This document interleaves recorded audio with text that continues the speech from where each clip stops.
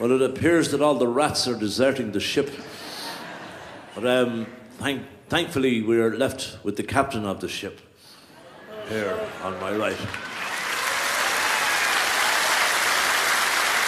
So there's nobody can knock a sound out of this tenor banjo like Barney McKenna can. So for the next few minutes, and God knows I'm not going to hazard a guess at how many bloody minutes, but I leave you in the capable hands and the dizzy fingers of Mr. Barney McKenna, ladies and gentlemen.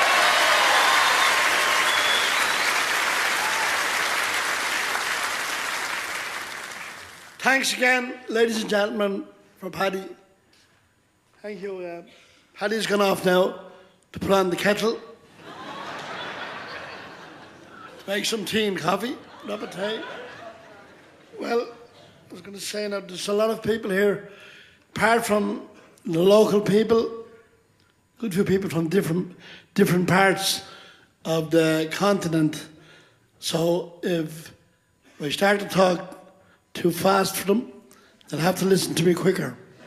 That's it. Right.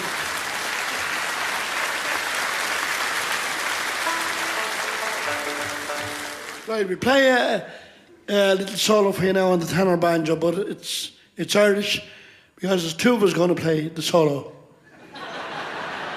Eamon is going to accompany me here. Right.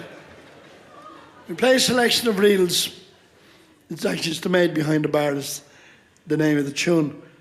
So we'll start off with that one. And I'll finish off with a tune called Duffy the Dancer, nicknamed the High Reel.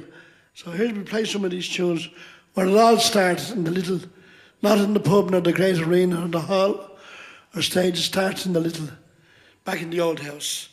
And that's the name of the little piece. You probably remember it.